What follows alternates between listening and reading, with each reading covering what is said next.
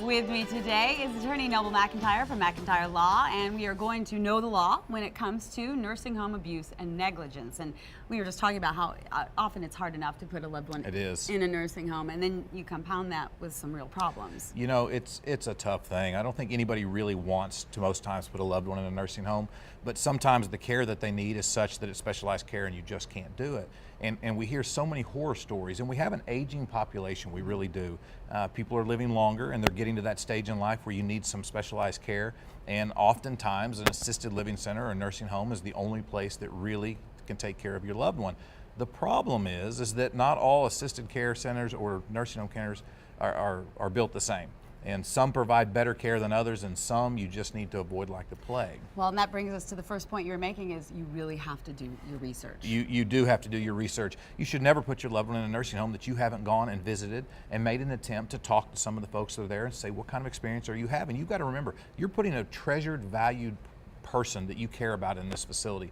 Don't just pick one because it's close to your house. That might not be the best one for your loved one.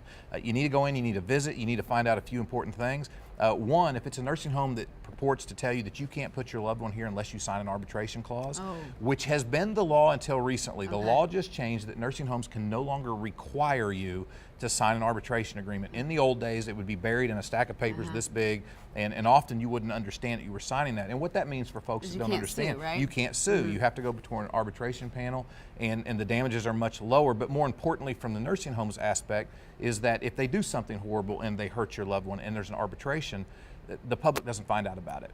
And when you're trying to make sure that you're doing the research to put your loved one into a facility, you want to know if they've had those types of claims. So the fact that the public can't find out about an arbitration clause is a very big deal. So if the facility says you have to have an arbitration clause, one, the law's changed, you now don't have to, they're not telling you the truth. And two, if you have a loved one that's in a facility now, and you sign an arbitration clause when you put them in originally. Null and void? Or? It's not null and void unless you do this. Unless you check them out and go put them in another facility or take them home for a week and then put them back in and sign all new paperwork. So if you have somebody in there now, they're under the old rules, but if you pull them out and then put them back in, they'll be under the new rules, which would do away with the arbitration clause. Okay, a lot of people are going, oh, that's really good information. Okay, so you do your research, you find one you think fits. Right. Very important that you check in a lot, visit a lot. It absolutely is. I mean, what you don't want to do is just leave a loved one there and only go in at certain times, a couple times a year. If the facility knows you're coming, of course they're going to have your loved one cleaned up and ready to go so that you don't suspect anything. You need to have unannounced visits where you just drop in, and you should be doing this anyway. This is your relative who you care about and love. They did it for you when you were a baby, took care of you and your child. Do it for them. So don't announce that you're coming, just show up and then be alert. Look for things like bruises that you can't explain, or broken or bent eyeglasses, which might be an indication that they were struck, or if they're left dirty in their bed or wet or not properly clothed. Things like this that are little warning signs that you need to be alert for.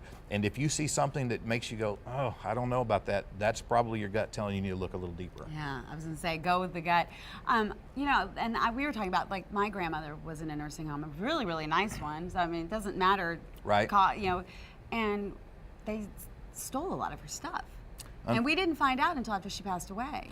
Yeah, and unfortunately, as we were talking earlier, at least that's all they did. Right, no, exactly. You know, many times it's actual things. Physical abuse. But yes, many, many times these residents have their items stolen. And you've got to remember, your resident, your loved one that you're putting there, many times they're in a very unfamiliar situation. They don't know the people, and if something's happened to them, they're scared.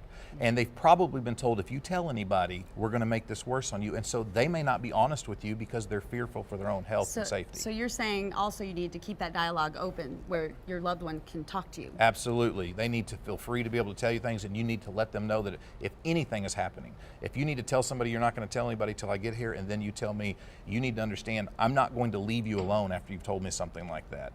And so just have that open dialogue going all the time, because again, this is somebody that's important to you, this is somebody that you care about, and you need to do everything you can to protect them in their later years. Oh boy, and all of us, so many of us will go through this. You know, you don't like to think about it, but if you live a long time, you're going to get older, and if you get older, many times you're not going to be able to take care of yourself. We're not always going to be this age and this health.